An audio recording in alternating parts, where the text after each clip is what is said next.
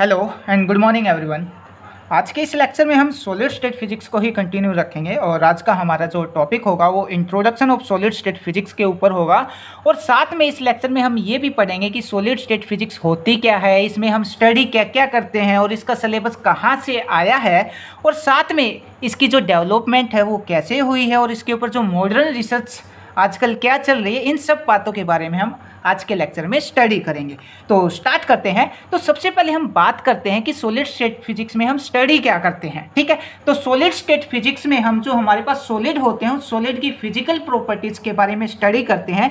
Physical properties like electrical property है किसी भी सॉलिड की, मैग्नेटिक प्रॉपर्टी है या थर्मल प्रॉपर्टी है या फिर इलास्टिक प्रॉपर्टी है या फिर हम बोल सकते हैं ऑप्टिकल प्रॉपर्टी या फिर ऑप्टो इलेक्ट्रॉनिक्स प्रॉपर्टी, ये सब फिजिकल प्रॉपर्टी है। इन सब के बारे में हम सॉलिड स्टेट फिजिक्स में स्टडी करते हैं। ठीक है, या फिर अगर मैं इसको थोड़ा सा और सिंप्लीफाई करके बताना चाहूँ तो मैं ये बोल सकता हूँ कि सॉलिड स्टेट फिजिक्स के अंदर हम मैक्रोस्कोपिक स्केल के ऊपर पार्टिकल की अरेंजमेंट कैसी होती है इन सब के बारे में स्टडी करते हैं। या फिर हम ये भी कह सकते हैं कि मैक्रोस्कोपिक स्केल के ऊपर पार्टिकल की प्रॉपर्टी को किस टाइप से डिफाइन करना है। पार्टिकल की प्रॉपर्टी पार्टिकल की प्रॉपर्टी कौन सी होंगी? फिजिकल प्रॉपर्टी होंगी, like electrical property, magnetic property, thermal property, जो अभी सब आपको बताई थी। इन सब प्रॉपर्टी के बारे में हम यहाँ पे स्टडी करते हैं। या फिर ऐसे भी बोला जा सकता है कि ग्रुप ऑफ एटम की जो फिजिकल प्रॉपर्टी है वो सब हम इसके अंदर स्टडी करते हैं। तो it is a bulk study of atomic interaction, ये भी हम इसके अंदर कह सकते हैं। तो सॉलिड स्टेट फिजिक्स में हम इन सब बातों के बारे में स्टडी करते हैं। ठीक है, अब हम बात करते हैं ये जो ब्रांच है वो कैसे डेवलप हुई है, कहाँ से ये ब्रांच निकली हुई है। तो ये जो ब्रांच है वो मटेरियल साइंस से निकली हुई है। अब मटेरियल साइंस से कैसे निकली है इसके ऊपर भी थोड़ा सा बात कर लेते हैं हम। तो जो हमारे पास मैटर होता है या फिर ये हमारे पास जो मैटर होता है, ये हमने मैटर ले लिया। तो जब हम मैटर का क्लासिफिकेशन करते हैं on the basis of their property, मतलब इस एटम की इंटरेक्शन इस मैटर के अंदर जो एटम होते हैं उन एटम के अंदर किस टाइप की बॉन्डिंग होती है, उस बॉन्डिंग के बेस के ऊपर हम इस इस मैटर का क्लासिफिकेशन करते हैं। और मैटर को बेसिकली हम 4 टाइप से क्लासिफाइड करते हैं, सॉलिड, लिक्विड, गैस और प्लाज्मा। एक फिफ्थ स्टेट भी होती है जिसको हम बोलते हैं बोस-आइंस्टाइन कंडेंसेशन। ठीक है, तो जो हमने यहाँ पे क्या लिया, हमारे पास क्या है, कोई भी एक मटेरियल है, उस मटेरियल का हमने क्लासिफिकेशन किया तो हमने देखा कि ये 4 टाइप का होता है। क्लासिफिकेशन किस बेस के ऊपर किया कि जो मटेरियल है उस मटेरियल के अंदर जो एटम है उन एटम की अरेंजमेंट किस टाइप से है या उन एटम के बीच में बॉन्डिंग किस टाइप से है, उसके बेस के ऊपर हमने इसका क्लासिफिकेशन किया। तो क्लासिफिकेशन बेसिकली हमने 4 टाइप से किया, सॉलिड, लिक्विड, गैस और प्लाज्मा। एक फिफ्थ स्टेट और भी होती है जिसको हम बोलते हैं बोस-आइंस्टाइन कंडेंसेशन। ठीक है, अब हमें बात करनी है यहाँ पे ओनली ऑन सॉलिड के ऊपर। ठीक है, क्योंकि हम सॉलिड स्टेट फिजिक्स के बारे में पढ़ रहे हैं तो हम यहाँ पे क्या बात करेंगे, सिर्फ और सिर्फ इस सॉलिड के बारे में बात करेंगे। और इस सॉलिड में भी किस चीज़ के ऊपर बात करेंगे, सॉलिड की जो फिजिकल प्रॉपर्टी होती है उन फिजिकल प्रॉपर्टी के बारे में हम इसमें बात करेंगे।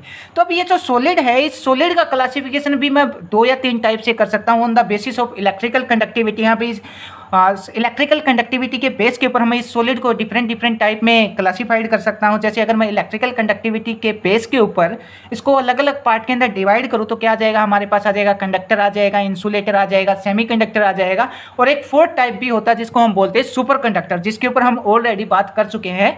ठीक है, पहले वाले लेक्चर्स के अंदर। तो हमने यहाँ पे बता रखा है ये जो सॉलिड है, इस सॉलिड का हमने क्लासिफिकेशन किया बेसिकली 2 टाइप से। फर्स्ट जो क्लासिफिकेशन किया है on the basis of conductivity. अब कंडक्टिविटी के बेस के ऊपर जो सॉलिड होता है वो हमारे पास कितने टाइप का होता है, पहला होता है कंडक्टर, उसके बाद जो नेक्स्ट वन होता है वो होता है हमारे पास इंसुलेटर, फिर आता है सेमीकंडक्टर और उसके बाद आता है सुपर कंडक्टर। ठीक है, सुपर कंडक्टर क्या होता है, सुपर कंडक्टर वो होता है जिसका रेजिस्टेंस प्रिसाइजली 0 होता है, उसको हम बोलते हैं सुपर कंडक्टर।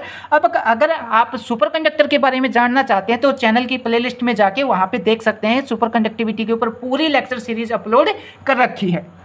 ठीक है, ये तो था क्लासिफिकेशन किसके ऊपर, कंडक्टिविटी के बेस के ऊपर। अब अगर मैं सॉलिड का क्लासिफिकेशन उसके स्ट्रक्चर के ऊपर करूँ, स्ट्रक्चर इन द सेंस उसके जो एटम आयन मॉलिक्यूल्स या उसके कंस्टिट्यूएंट पार्टिकल की जो अरेंजमेंट है उसके ऊपर अगर मैं इसका क्लासिफिकेशन करूं तो कैसे होगा, दो टाइप से इसका क्लासिफिकेशन होगा। पहले क्रिस्टलाइन सॉलिड होगा, दूसरा नॉन क्रिस्टलाइन सॉलिड होगा, जिसको हम अमोर्फस सॉलिड भी बोलते हैं। ठीक है, क्रिस्टलाइन सॉलिड क्या होता है, जिनकी एटम आयन मॉलिक्यूल्स की रेगुलर पीरियोडिक अरेंजमेंट होती है, उसको हम क्रिस्टलाइन बोलते हैं। जैसे जैसे लेक्चर आगे बढ़ेगा तो हम ये भी देखेंगे कि इसकी परफेक्टली अरेंजमेंट कैसे होती है। ठीक है, और नॉन क्रिस्टलाइन में इसकी परफेक्टली अरेंजमेंट नहीं होती। ठीक है, तो ये यहाँ से हम बता सकते हैं कि जो सॉलिड स्टेट फिजिक्स है वो कहाँ से निकली है, मटेरियल साइंस से ही सॉलिड स्टेट फिजिक्स निकली है। अब बात इस चीज़ के ऊपर करते हैं, क्या मटेरियल साइंस से अकेला only on solid state physics निकली है या और भी बहुत सारी ब्रांच निकली है। ठीक है, तो सॉलिड्स इस मटेरियल साइंस से और भी बहुत सारी ब्रांच निकली हैं। जैसे इस मटेरियल हमारे पास क्या है, जो अर्थ है वो किससे मिलकर बनी हुई होती है, मटेरियल से मिलकर बनी हुई होती है। अब मटेरियल का हमने क्लासिफिकेशन किया क्या, सॉलिड, लिक्विड, गैस, प्लाज्मा, बोसाइंस यानी स्टैटिक्स या कंडेंसेशन, ये हमने इसका क्लासिफिकेशन किया। अब अगर मैं बात करूं इस सॉलिड की, ये सॉलिड किससे मिलकर बना हुआ है, सॉलिड अपने पास एटम और मॉलिक्यूल से मिलके बना हुआ है। ठीक है, अब अगर मैं बात करूँ ये एटम किससे मिलके बना हुआ है, तो एटम की अगर हम बात करें तो एटम बना होता है हमारे पास इलेक्ट्रॉन से मिलके, प्रोटॉन से मिलके और न्यूट्रॉन से मिलके, इन सब से एटम मिलके बना होता है। और इसमें क्या होता है, इसमें एक और साथ में यहाँ पे न्यूक्लियस भी होता है। ठीक है, न्यूक्लियस के अंदर क्या होते हैं, प्रोटॉन और न्यूट्रॉन होते हैं, इलेक्ट्रॉन इसके चारों ओर चक्कर लगाते हैं न्यूक्लियस के चारों ओर। ठीक है, तो अब अगर मैं इस एटम के बारे में स्टडी करना स्टार्ट कर देता हूँ, मैं इस इलेक्ट्रॉन, प्रोटॉन, न्यूट्रॉन, इस एटम के बारे में स्टडी करना स्टार्ट कर देता हूँ, तो उसको हम क्या बोलते हैं, एटॉमिक फिजिक्स। तो हम ये बोल सकते हैं जो एटॉमिक फिजिक्स है वो भी कहीं ना कहीं मटेरियल साइंस से निकली हुई है। उसके बाद अगर मैं और फर्दर इसको थोड़ा सा डीप लेके चलते हैं, अगर हम बात करें इस न्यूक्लियस की, तो न्यूक्लियस के अंदर क्या है, हमारे पास प्रोटॉन और न्यूट्रॉन है। ठीक है, और प्रोटॉन और न्यूट्रॉन को हम क्या बोलते हैं, न्यूक्लियस बोलते हैं। अगर मैं इस न्यूक्लियस के बारे में स्टडी करना स्टार्ट कर दूं तो उसको हम क्या बोलेंगे, न्यूक्लियर फिजिक्स बोलेंगे। अब अगर मैं थोड़ा सा और डीप में चलता हूं तो अब हमें ये पता होना चाहिए जो प्रोटॉन और न्यूट्रॉन है ये किससे मिलके बनते हैं, तो ये मिलके बनते हैं हमारे पास क्वार्क से। ठीक है, अब मैं इन क्वार्क के बारे में स्टडी करना स्टार्ट कर देता हूं तो वो हमारे पास पार्टिकल फिजिक्स आ जाती है। अब आगे और देखना चाहे क्वार्क किससे मिलके बनते हैं, तो यहाँ पे भी एक्सचेंज पार्टिकल नेचर होता है। तो हम ये कह सकते हैं अकेले मटेरियल साइंस से बहुत सारी ब्रांच निकली हुई हैं। और हम ये भी बोल सकते हैं मटेरियल साइंस से जो CMP है, कंडेंस मैटर फिजिक्स, ये भी कहीं ना कहीं मटेरियल साइंस से निकलती है। कंडेंस मैटर का मतलब जिसकी हाई डेंसिटी है उसको हम बोलते हैं कंडेंस मैटर। ठीक है, अब अगर मैं इस सॉलिड को, सॉलिड किससे मिलके बना होता है, एटम से मिलके बना होता है। अब अगर मैं मान लिया ये मेरे पास कोई भी दो एटम है और एटम के बीच में जो फोर्स ऑफ अट्रैक्शन है या एटम के बीच में ये जो बॉन्डिंग है, इस बॉन्डिंग के बेस के ऊपर अगर मैं एटम को क्लासीफाइड करना चाहूँ तो इस बॉन्डिंग के बेस के ऊपर भी कर सकता हूँ कि दो एटम के बीच में किस टाइप की बॉन्डिंग है। ठीक है, अगर दो एटम के बीच में कोवलेंट बॉन्डिंग है तो हम उसको क्या बोलेंगे, कोवलेंट सॉलिड बोलेंगे। कोवलेंट बॉन्डिंग में क्या होता है, इलेक्ट्रॉन की म्यूचुअल शेयरिंग होती है। ठीक है, अगर किसी भी सॉलिड के अंदर या किसी भी दो एटम के बीच में कोवलेंट बॉन्डिंग मिलती है तो उसको हम बोलते हैं कोवलेंट सॉलिड। ठीक है, अगर यहाँ पे दो एटम के बीच में आयनिक बॉन्ड होता है, ठीक है, तो उसको हम क्या बोलेंगे, आयनिक सॉलिड बोलेंगे। अगर मेटेलिक बॉन्ड होता है तो हम मेटेलिक सॉलिड बोलते हैं। या फिर जो मोलिकुलर सॉलिड होता है वहाँ पे मॉलिक्यूल्स के बीच में बॉन्डिंग होगी तो उसको मोलिकुलर सॉलिड बोल सकते हैं। तो इस टाइप से हम सॉलिड को बहुत सारी प्रॉपर्टी के बेस के ऊपर क्लासिफाइड कर सकते हैं। तो हम सॉलिड स्टेट फिजिक्स के अंदर पढ़ने क्या वाले हैं, सॉलिड स्टेट फिजिक्स में हम यही पढ़ेंगे कि जो हमारे पास अलग अलग प्रॉपर्टी होती हैं सॉलिड की, हमारे पास कौन कौन सी प्रॉपर्टी होती हैं। एक सेकेंड, जैसे मैग्नेटिक प्रॉपर्टी होती है हमारे पास, मैग्नेटिक प्रॉपर्टी के बेस के ऊपर एक कंप्लीट की सॉलिड स्टेट फिजिक्स में एक कंप्लीट एक अलग से ब्रांच है। ठीक है, सॉलिड्स जो मैग्नेटिक प्रॉपर्टी है इसके ऊपर हमारे पास अलग अलग टाइप के सब्सटेंस आ जाते हैं, जैसे पैरामैग्नेटिक सब्सटेंस है, डायामैग्नेटिक सब्सटेंस है, या फिर फेरोमैग्नेटिक सब्सटेंस है, एंटी फेरो है, या फेरीमैग्नेटिक सब्सटेंस। ये सब हम इस मैग्नेटिक प्रॉपर्टी में स्टडी करते हैं। उसके बाद बात आती है थर्मल स्टडी की। ठीक है, जब किसी सॉलिड को बाहर से थर्मल एनर्जी प्रोवाइड की जाती है तो वहाँ पे क्या क्या होता है, इसके अंदर डिफेक्ट इस थर्मल प्रॉपर्टी के कारण ही क्रिएट होते हैं, जैसे लाइन डिफेक्ट है, पॉइंट डिफेक्ट है, ये सब डिफेक्ट थर्मल प्रॉपर्टी के अंदर पढ़ेंगे। उसके बाद इलास्टिक प्रॉपर्टी है, लाइक स्ट्रेस और स्ट्रेन, और ये सब चीज़ें कहाँ पे आती हैं, इलास्टिक प्रॉपर्टी के अंदर आती हैं। ऑप्टिकल प्रॉपर्टी में जो ऑप्टो इलेक्ट्रॉनिक्स प्रॉपर्टी होती हैं ये सब यहाँ से आती हैं। तो ये सब चीज़ें हम कहाँ पढ़ते हैं, सॉलिड स्टेट फिजिक्स के अंदर पढ़ते हैं। ठीक है, उसके बाद अगर हम बात करते हैं इसके अंदर मॉडर्न रिसर्च की, तो मॉडर्न रिसर्च कहाँ कहाँ पे की जाती है, तो सुपर कंडक्टिविटी के ऊपर हाल फिलहाल में बहुत ज़्यादा रिसर्च चली हुई है। उसके बाद जो नैनो पार्टिकल है, नैनो पार्टिकल के ऊपर भी बहुत सारा बहुत ज़्यादा रिसर्च चली हुई है। तो ठीक है, ये था अपने पास सिंपल सा इंट्रोडक्शन किसके बारे में, सॉलिड स्टेट फिजिक्स के बारे में। अब हम बात करते हैं, अगर ये एग्जाम में पूछा जाता है, वैसे तो एग्जाम में इतना सिंपल सा क्वेश्चन नहीं पूछा जाता कि introduction of solid state physics के बारे में आप बताओ, फिर भी नॉलेज के लिए ये टॉपिक बहुत ज़्यादा ज़रूरी है कि सॉलिड स्टेट फिजिक्स होती क्या है, इसमें हम स्टडी क्या करते हैं और ये ब्रांच कहाँ से डेवलप हुई है। ठीक है, और साथ में इस लेक्चर में अभी हम जो क्रिस्टलाइन सॉलिड है, अमोर्फस सॉलिड है, इन सब के बारे में भी स्टडी करेंगे कि क्रिस्टलाइन सॉलिड की फॉर्मेशन कैसे होती है और अमोर्फस सॉलिड की या फिर जो नॉन क्रिस्टलाइन है इनकी फॉर्मेशन कैसे होती है, कैसे इनमें जो रेगुलर पीरियोडिक अरेंजमेंट होती है वो कुछ में रेगुलर पीरियोडिक अरेंजमेंट होती है, कुछ में नहीं होती, ये सब भी हम इस लेक्चर के अंदर ही स्टडी करेंगे। तो स्टार्ट करते हैं फर्स्ट पॉइंट से। तो माय नेम इज कांस्टेंट पागल और आप देख रहे हैं आपका अपना channel Kings of physics constant पागल। ठीक है, तो फर्स्ट पॉइंट से स्टार्ट करते हैं। Solid state physics is the study of rigid matter और सॉलिड। तो जो सॉलिड स्टेट फिजिक्स है उसमें हम किस के बारे में स्टडी करते हैं, रिजिड बॉडी के बारे में स्टडी करते हैं या फिर सॉलिड्स के बारे में स्टडी करते हैं या फिर हम ये बोल सकते हैं मैक्रोस्कोपिक प्रॉपर्टी ऑफ सॉलिड्स के बारे में हम इसके बारे में स्टडी करते हैं। यहाँ पे रिजिड बॉडी बोला गया। रिजिड बॉडी क्या होता है, जिसके दो पार्टिकल के बीच की जो डिस्टेंस होती है वो फिक्स होती है, उसको हम बोलते हैं रिजिड बॉडी। उसके बाद next point, solid state physics study how the large scale property of solid material result from their atomic scale property. Means कोई भी सॉलिड किस टाइप की प्रॉपर्टी शो करता है, ये बात डिपेंड करती है कि उस सॉलिड के अंदर जो एटम है उन एटम की अरेंजमेंट कैसी है। ठीक है, मतलब एटॉमिक स्केल की अरेंजमेंट या एटॉमिक अरेंजमेंट कैसी है, उस एटॉमिक अरेंजमेंट के बेस के ऊपर डिपेंड करता है कि ये सॉलिड किस टाइप की प्रॉपर्टी शो करेगा। ठीक है, ये मैग्नेटिक प्रॉपर्टी शो करेगा या सुपर कंडक्टिंग बिहेवियर शो करेगा या फिर अदर टाइप की प्रॉपर्टी शो करेगा। ये बात डिपेंड करती है उस एटॉमिक स्केल प्रॉपर्टी के ऊपर कि उन एटम के बीच की अरेंजमेंट किस टाइप की है। उसके बाद next point, solid state physics form से theoretical branch of material science. अब ये यहाँ पे आ भी गया, जो सॉलिड स्टेट फिजिक्स है ये कहाँ से निकली है, जो मटेरियल साइंस है यहाँ से ये निकली है। इसके ऊपर हमने ऑलरेडी बात कर ली है कि मटेरियल साइंस से सॉलिड स्टेट फिजिक्स किस टाइप से निकली है। उसके बाद next point, it is also has direct application for, इसकी जो एप्लीकेशन है वो कहाँ पे है, इसकी application transistor, semiconductor, super conductor या फिर नैनो फिजिक्स के अंदर भी इसकी बहुत सारी एप्लीकेशन है। ये सब हम जैसे जैसे आगे बढ़ेंगे, जैसे जैसे अपनी ये जो सॉलिड स्टेट फिजिक्स की जो लेक्चर सीरीज है ये आगे बढ़ेगी, वहाँ वैसे वैसे ये सब आपको समझ में आ जाएगा। उसके बाद next point, solid material are formed from the closely packing of atom. अब हमें पता है सॉलिड तो बताने की आई होप आपको ज़रूरत नहीं होगी। सॉलिड क्या होता है, इसकी डेफिनेट शेप होती है, डेफिनेट वॉल्यूम होता है, डेफिनेट साइज होता है। यहाँ पे पार्टिकल बहुत ज़्यादा क्लोजली पैक होते हैं, पार्टिकल के बीच में जो डिस्टेंस होती है वो बहुत कम होती है और पार्टिकल के बीच में इंटरनल मोलिकुलर फोर्स क्या बहुत ज़्यादा लगता है। ठीक है, और यहाँ पे यही बता रखा है सॉलिड के अंदर जो पार्टिकल होते हैं वो बहुत ज़्यादा क्लोजली पैक होते हैं। ठीक है, these interaction produce the mechanical. अब ये जो एटम के बीच की इंटरेक्शन है, इस इंटरेक्शन से ही पता लगता है कि ये सॉलिड किस टाइप की प्रॉपर्टी शो करेगा। These interaction produce the mechanical property. Mechanical property in the sense उस सॉलिड मटेरियल के अंदर कितनी हार्डनेस होगी, कितनी उसकी इलास्टिसिटी होगी, कितनी उसकी थर्मल प्रॉपर्टी होगी, इलेक्ट्रिकल प्रॉपर्टी कैसी होगी, कंडक्ट करेगा नहीं करेगा, सुपर कंडक्टर होगा, या मैग्नेटिक प्रॉपर्टी कैसी होगी। Magnetic property in the sense वो डायामैग्नेटिक होगा, पैरामैग्नेटिक होगा या फेरोमैग्नेटिक सब्सटेंस होगा, या फिर उसकी ऑप्टिकल प्रॉपर्टी कैसी होगी। ये बात किसके ऊपर डिपेंड करती है, उन एटम के बीच की जो अरेंजमेंट है, किस टाइप की पैकिंग हो रखी है, बॉन्डिंग कैसी है, इन सब बातों के ऊपर डिपेंड करती है। उसके बाद ये हमने एक छोटा सा चार्ट बना रखा है जिसमें हमने बता रखा है सबसे पहले हमारे पास क्या होता है, मटेरियल होता है। जो कंप्लीट अर्थ है वो किससे मिलकर बनी हुई होती है, मटेरियल से मिलकर बनी हुई होती है। उस मटेरियल का हमने क्लासिफिकेशन किया on the basis of their property. ठीक है, अब प्रॉपर्टी के ऊपर क्लासिफिकेशन किया या फिर उसको करेक्टराइज किया तो अपने पास चार टाइप से हम इसको डिवाइड करते हैं।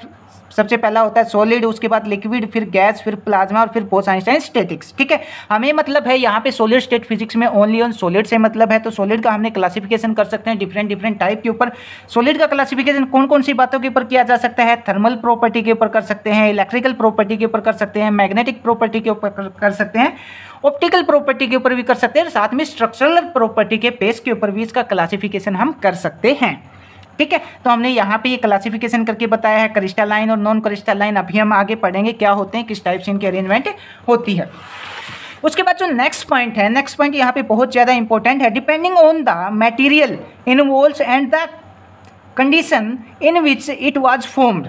मतलब मटेरियल किस टाइप का हमने लिया है या फिर किस टाइप की कंडीशन में मटेरियल बना है, ठीक है, और उस मटेरियल के अंदर किस टाइप की एटम के बीच की अरेंजमेंट है। अगर अरेंजमेंट रेगुलर और ज्योमेट्रिक पैटर्न में है, मतलब एटम, आयन, मॉलिक्यूल्स या फिर कंस्टिट्यूएंट पार्टिकल के बीच की जो अरेंजमेंट है वो कैसी है, रेगुलर पैटर्न से है या फिर रेगुलर ज्योमेट्री से है, उसको हम बोलेंगे क्रिस्टलाइन। ये सिर्फ एक थोड़ा सा छोटा सा डेफिनेशन बता रखा है, अभी हम इसको थोड़ा सा और डीप में लेके चलेंगे कि किस टाइप से इनकी फॉर्मेशन होती है, ठीक है।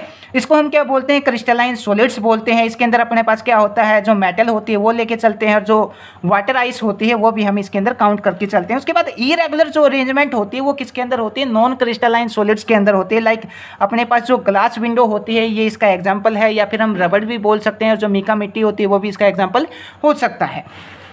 तो अब अपने पास यहाँ पे आता है क्रिस्टलाइन सॉलिड। इसके अंदर हम पढ़ेंगे कि क्रिस्टलाइन सॉलिड की फॉर्मेशन कैसे होती है, किस टाइप से ये बनते हैं, और इनकी डेफिनेट ज्योमेट्री या डेफिनेट पैटर्न कैसे होता है, ठीक है।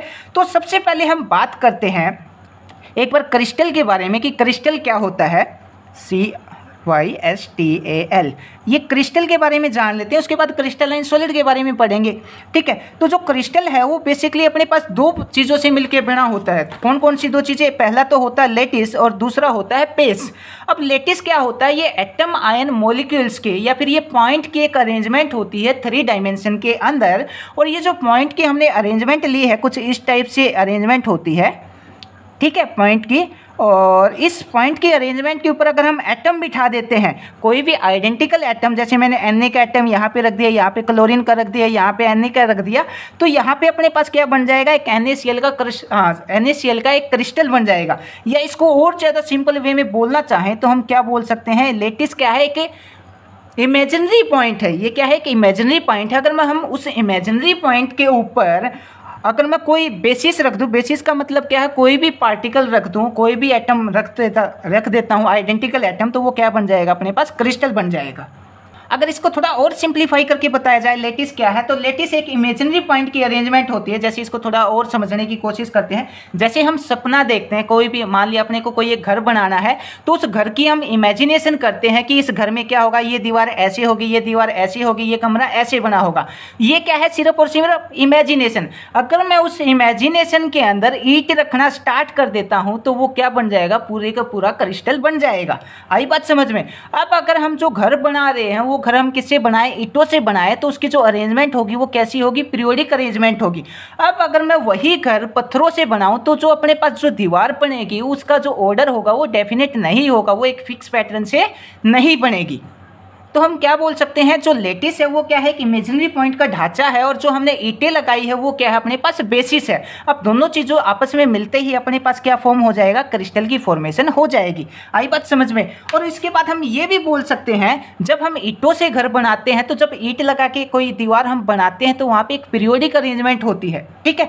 अब अगर मैं वही घर बड़े बड़े पत्थरों से बनाना शुरू कर दूँ तो कोई दीवार ऊँची होगी, कोई नीची होगी, कहीं से बाहर निकली होगी, कहीं से कुछ होगा, ठीक है। तो वहाँ पर जो अरेंजमेंट है वो कैसी हो जाएगी, इरेगुलर अरेंजमेंट हो जाएगी, ठीक है। तो ऐसा ही हम यहाँ पे बोल सकते हैं कि क्रिस्टलाइन सॉलिड में क्या होता है, the solid in which regular periodic arrangement are known as crystalline solid. भाई अगर एटम, आयन, मॉलिक्यूल्स की या फिर कंस्टिट्यूएंट पार्टिकल की रेगुलर पीरियोडिक अरेंजमेंट है तो उसको हम क्या बोलेंगे, क्रिस्टलाइन सॉलिड बोलेंगे।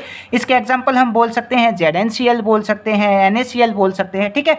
उसके बाद नॉन क्रिस्टलाइन बता रखा है, अगर अरेंजमेंट रेगुलर नहीं है तो उसको हम क्या बोलेंगे, नॉन क्रिस्टलाइन सॉलिड बोलेंगे। Do not have regular periodic arrangement, they have random structure. जब पत्थरों से जो वो दीवार बनाई जाएगी तो उसका स्ट्रक्चर कैसा होगा, रैंडम ही होगा, कहीं से उबड़ होगी, कहीं से खाबड़ होगी, ठीक है। जिगजैग मोशन के टाइप से वो दीवार की फॉर्मेशन वहाँ पे होगी। तो the bulk of solid state physics the bulk of solid state physics as the general theory is focus on the crystal. अब सॉलिड स्टेट फिजिक्स में हम स्टडी किस चीज़ के ऊपर करते हैं, क्रिस्टल के ऊपर करते हैं। और क्रिस्टल के बारे में तो हमने बात कर ली है कि क्रिस्टल किससे मिलकर बना होता है, लेटिस से मिलकर बना होता है, बेस से मिलकर बना होता है। लेटिस क्या होती है, ये एक इमेजिनरी पॉइंट होते हैं, ठीक है। और उस इमेजिनरी पॉइंट के ऊपर अगर मैं ईंटें लगाना स्टार्ट कर दूं, जैसे मैं एक इमेजिन किया कि मैं एक घर बनाऊंगा, उस घर के अंदर इस टाइप से कुछ होगा, अगर मैं उस इमेजिनेशन के अंदर ईंटें रखना स्टार्ट कर देता हूं तो क्या हो जाएगा, जो इमेजिनेशन थी वो तो क्या था, लेटिस, और जो मैंने ईंटें रखना स्टार्ट किया वो क्या है, अपने पास बेसिस। दोनों को कंबाइन करते ही क्या बन जाएगा, क्रिस्टल बन जाएगा, ठीक है। तो हमने यहाँ पे बता रखा है lattice the symmetrical 3 dimension arrangement of atom inside the crystal, उसको हम क्या बोलते हैं, लेटिस बोलते हैं, या फिर एक 3 डायमेंशन एरो ऑफ पॉइंट, इसको भी हम क्रिस्टल बोलते हैं, या फिर एक जो इमेजिनरी पॉइंट होते हैं, इमेजिनरी पॉइंट की जो अरेंजमेंट होती है किसी भी स्पेस के अंदर, उसको हम क्या बोलते हैं, लेटिस बोलते हैं। तो सेकंड डेफिनेशन हमने यहाँ पे ये बता रखी है, imaginary point arrangement in space, उसको क्या बोला जाता है, लेटिस बोला जाता है। उसके बाद बेसिस के बारे में बता रखा है, एटम और molecules attach on the lattice. अब ये जो लेटिस पॉइंट माने हैं हमने, इन लेटिस पॉइंट के साथ अगर मैं कोई एटम या मॉलिक्यूल्स अटैच कर दूँ या यहाँ पे इनको बिठा दूँ किसी भी एटम को, तो वो क्या बन जाएगा, अपने पास एक क्रिस्टल बन जाएगा। ठीक है, उसके बाद एक छोटे छोटे डिफरेंट टाइप के छोटे छोटे टॉपिक आते हैं, जैसे हमारे पास आया है मोनो एटॉमिक क्रिस्टल क्या होता है, डाई एटॉमिक क्रिस्टल क्या होता है, पॉली एटॉमिक क्रिस्टल क्या होता है। तो मोनो एटॉमिक क्रिस्टल होता है जो हमारे पास जो लेटिस की जो अरेंजमेंट है, अगर मैं एक पॉइंट के ऊपर, एक लेटिस पॉइंट के ऊपर अगर मैं एक ही एटम को बिठाता हूं तो उसको हम क्या बोलेंगे, मोनोलेटिस बोलेंगे। 2 एटम को बिठा देते हैं तो हम उसको डायटोमिक क्रिस्टल बोलेंगे। अगर मैं दो से ज़्यादा एटम को बिठा देता हूं तो उसको हम क्या बोलेंगे, पॉली एटॉमिक क्रिस्टल बोलेंगे। ठीक है, 1 atom attach on the 1 lattice is called mono atomic crystal. और उसके बाद डायटोमिक क्रिस्टल क्या आ जाएगा, अगर एक ही लेटिस पॉइंट के ऊपर मैं 2 एटम अगर बिठा देता हूं तो उसको हम बोलेंगे डायटोमिक क्रिस्टल। पॉलीएटॉमिक, एक लेटिस पॉइंट के ऊपर बहुत सारे एटम को बिठा दिया, उसको हम क्या बोलेंगे, पॉलीएटॉमिक क्रिस्टल बोलेंगे। ठीक है, उसके बाद जो नेक्स्ट पॉइंट आता है, the force between the atom take in various form. अब जो 2 एटम के बीच में जो फोर्स होता है ये अलग अलग टाइप का होता है। कभी कभी फोर्स बहुत ज़्यादा होता है और कभी कभी फोर्स क्या होता है, बहुत कम होता है। अब इस फोर्स के बारे में ही स्टडी कर लेते हैं। In the crystal of sodium chloride, sodium chloride बोले तो NaCl, और इसमें भी क्या होता है, Na पॉजिटिव और Cl नेगेटिव होता है अपने पास। ठीक है, अब NaCl का जो क्रिस्टल है, यहाँ पे जो बॉन्डिंग होती है 2 एटम के बीच का जो बॉन्ड होता है वो कैसा होता है, आयनिक बॉन्ड होता है। ठीक है, अब अगर आयनिक बॉन्ड होगा तो वो सॉलिड कैसा होगा, आयनिक सॉलिड होगा। ठीक है, उसके बाद अगर बॉन्ड कैसा है, कोवेलेंट बॉन्ड है, तो उसको हम क्या बोलेंगे, कोवेलेंट सॉलिड बोलेंगे। In other the atom share electron, जो कोवेलेंट बॉन्ड होता है वो शेयरिंग ऑफ इलेक्ट्रॉन होता है। मतलब जैसे अपने पास क्या है, H2 है। ठीक है, इसमें कोवेलेंट बॉन्डिंग कैसे होगी, एक इलेक्ट्रॉन इस हाइड्रोजन के पास है, एक इलेक्ट्रॉन इस हाइड्रोजन के पास है, और हाइड्रोजन को अपना पहला जो ऑर्बिटल है उसको ऑर्बिट को कंप्लीट करने के लिए कितने इलेक्ट्रॉन चाहिए, 2। तो ये इलेक्ट्रॉन क्या कर रहा है, इसके चक्कर लगा रहा है, इसके चक्कर तो लगाएगा ही लगाएगा, साथ में एक चक्कर इसका भी लगाया आएगा। ठीक है, सेम ये वाला जो इलेक्ट्रॉन है वो इस हाइड्रोजन का चक्कर लगाएगा और साथ में एक चक्कर इसका भी लगाएगा, तो इसके भी 2 इलेक्ट्रॉन हो जाएंगे और इसके भी 2 इलेक्ट्रॉन हो जाएंगे।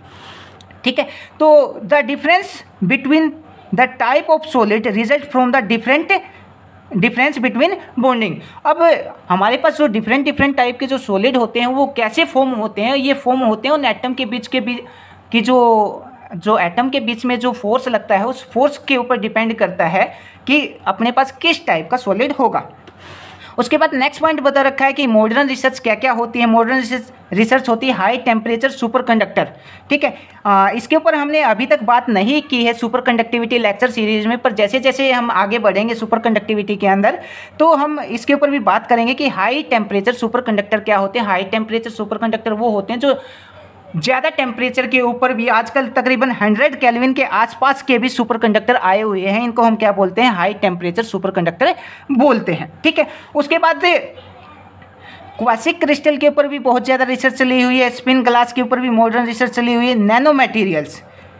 ठीक है, इसके ऊपर आजकल बहुत ज़्यादा रिसर्च चली हुई है कि नैनो मटेरियल्स के किस टाइप से इसकी फॉर्मेशन होती है, और दिन प्रतिदिन बहुत सारे नैनो मटेरियल डिफरेंट टाइप के नैनो मटेरियल की फॉर्मेशन होती रहती है। उसके बाद यहाँ पे स्ट्रोंगली कोरिलेशन मटेरियल, इन सब चीज़ों के बारे में आजकल रिसर्च चली हुई है, किसमें, सॉलिड स्टेट फिजिक्स में। उसके बाद जो नेक्स्ट पॉइंट है इन सॉलिड स्टेट फिजिक्स। भाई सॉलिड स्टेट फिजिक्स के अंदर हम स्टडी क्या करते हैं, तो सॉलिड स्टेट फिजिक्स में अपने पास जो सॉलिड मटेरियल होते हैं, सॉलिड मटेरियल की फिजिकल प्रॉपर्टीज़ के बारे में स्टडी करते हैं। In solid state physics we are study about the physical property of solid, और physical property like electrical property है, मैग्नेटिक प्रॉपर्टी है, या फिर थर्मल प्रॉपर्टी है। उसके बाद इलास्टिक प्रॉपर्टी, मैकेनिकल प्रॉपर्टी, ये सब प्रॉपर्टी के बारे में हम स्टडी करते हैं। उसके बाद इसमें कुछ छोटी छोटी बेसिक टर्म्स और आती हैं, जैसे अपने पास आता है यूनिट सेल आता है, इसका बहुत बार यूज होगा, आप छोटी क्लासों में भी आपने पढ़ा होगा कि यूनिट सेल क्या होता है। तो किसी भी बिल्डिंग का जो स्मॉलेस्ट ब्लॉक होता है उसको हम क्या बोलते हैं, यूनिट सेल बोलते हैं। उस यूनिट सेल को, उस स्मॉलेस्ट ब्लॉक को हम रिपीट करते हैं अगेन एंड अगेन 3 डायमेंशन के अंदर, तो अपने पास एक स्ट्रक्चरल बॉडी बन के तैयार हो जाती है, अपने पास एक क्रिस्टल बन के तैयार हो जाता है। तो ये क्या है, एक स्मॉलेस्ट सेल होती है जिसको हम रिपीट करने पर क्रिस्टल, जिसको हम रिपीट करेंगे, रिपीट करने पे क्या हो जाएगा, एक क्रिस्टल जनरेट हो जाएगा, उसको हम क्या बोलते हैं, यूनिट सेल बोलते हैं। जैसे हम एग्जांपल बोल सकते हैं कि हम कोई एक बड़ी बिल्डिंग बनाते हैं या कोई घर बनाते हैं, तो उसमें जो स्मॉलेस्ट यूनिट सेल होती है वो क्या होती है, अपने पास एक ईंट होती है, एक ब्रिक होती है, उस ब्रिक को हम रिपीट करते हैं अगेन एंड अगेन, तो अपने पास दीवार बन जाती है। अगर फिर मैं उसको अगेन एंड अगेन रिपीट करता जाऊँ तो अपने पास क्या बन जाएगा, एक घर बन के तैयार हो जाएगा, एक बिल्डिंग बन के तैयार हो जाएगी। उसके बाद ये जो यूनिट सेल है, यूनिट सेल बेसिकली अपने पास 2 टाइप का होता है। पहला जो टाइप होता है वो होता है सिंपल यूनिट सेल, और दूसरा जो होता है, सिंपल को हम प्रिमिटिव यूनिट सेल भी बोलते हैं, प्रिमिटिव यूनिट सेल। और जो सेकंड वन होता है वो होता है नॉन परमिटिव यूनिट सेल। अब परमिटिव यूनिट सेल क्या होता है, नॉन परमिटिव यूनिट सेल क्या होता है, ये भी बेसिक बातें हैं, ये भी आपने 11th-12th के अंदर पढ़ी होंगी, फिर भी अब ये एमएससी में यूज होंगी। तो हम सॉलिड स्टेट फिजिक्स पढ़ रहे हैं तो ये जगह जगह पे यूज होंगी, तो इनके बारे में भी थोड़ा सा हम पढ़ लेते हैं। तो परमिटिव यूनिट सेल क्या होता है, परमिटिव यूनिट सेल वो होता है जिसमें एटम आयन मॉलिक्यूल्स की, ये हमने एक यूनिट सेल मान लिया, और इस यूनिट सेल के अंदर जो एटम आयन मॉलिक्यूल्स की जो अरेंजमेंट होगी वो कहाँ पे होगी, ओनली ऑन इन जो कॉर्नर पॉइंट हैं, इन कॉर्नर पॉइंट के ऊपर अरेंजमेंट है अगर एटम की, तो उसको हम क्या बोलेंगे, सिंपल यूनिट सेल या फिर परमिटिव यूनिट सेल बोलेंगे।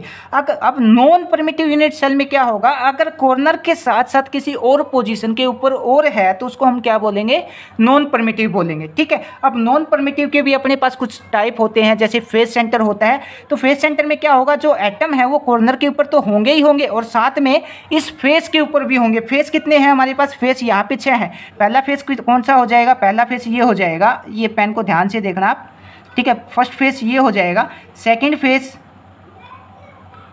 ये हो जाएगा, थर्ड फेस की अगर मैं बात करता हूँ तो क्या हो जाएगा, ये हो जाएगा। जैसे आप किसी कमरे के अंदर देख सकते हैं, ठीक है, कमरे में कितने फेस होते हैं, कितनी दीवारें होती हैं, फेस आपको पता लग जाएंगे। तो कॉर्नर पे तो होंगे ही होंगे एटम, साथ में ये जो फेस है अपने पास, पहला फेस ये है, सेकंड फेस ये है, थर्ड फेस ये है, फोर्थ फेस ये है, फिफ्थ फेस ये है, और सिक्स्थ फेस अपने पास ये बच जाएगा, ये वाला। ठीक है, तो एटम कॉर्नर के साथ साथ अगर फेस के ऊपर भी है तो उसको हम क्या बोलेंगे, फेस सेंटर यूनिट सेल बोलेंगे। अगर एंड पॉइंट के ऊपर है, मान लिया अपने पास कोई भी एक बॉडी है, ये अपने पास एक बॉडी है, इस बॉडी के एंड पॉइंट कितने हैं, 2 एंड पॉइंट होंगे इसके पास, एक एंड इस तरफ हो रहा है, दूसरा एंड इस तरफ हो रहा है, तो कॉर्नर के साथ साथ क्या कहाँ पे मिलेंगे, इस एंड के ऊपर भी मिलेंगे, उसको हम क्या बोल देंगे, एंड सेंटर। ठीक है, primitive non primitive unit cell. उसके बाद होता है कि एंड सेंटर। एंड सेंटर में क्या होगा, कॉर्नर पे तो होंगे ही होंगे एटम आयन मॉलिक्यूल्स या कंस्टिट्यूएंट पार्टिकल, एक बॉडी के एंड के अंदर भी होगा। ठीक है, ये होता है हमारे पास एंड सेंटर। ठीक है, तो ये सब कुछ बेसिक बातें थी। आई होप आपको सॉलिड स्टेट फिजिक्स के बारे में पता लग गया होगा कि सॉलिड स्टेट फिजिक्स होती क्या है, किस टाइप से ये डेवलप हुई है, इसमें हम किन बातों की हम इसके अंदर स्टडी करते हैं। ठीक है, अगर आपको ये लेक्चर समझ आया हो तो आप अपने दोस्तों के भी शेयर कर सकते हैं, और साथ भी आप चैनल भी सब्सक्राइब कर सकते हैं और शेयर भी कर सकते हैं। और एक इंपॉर्टेंट बात ये, अगर आपको सॉलिड स्टेट फिजिक्स में कोई भी लेक्चर चाहिए होता है किसी भी टाइप का, तो आप कमेंट करके बोल सकते हैं, वो लेक्चर अपलोड कर दिया जाएगा। और एक बात और बता देता हूँ, हमने फिजिक्स की बहुत सारी अलग अलग ब्रांच के ऊपर बहुत सारे लेक्चर अपलोड कर रखे हैं जो एग्जाम पॉइंट ऑफ व्यू से बहुत ज़्यादा इंपॉर्टेंट है। ठीक है, अगर आप वो सब देखना चाहते हैं तो आप चैनल की प्लेलिस्ट में जाके देख सकते हैं। Thank you.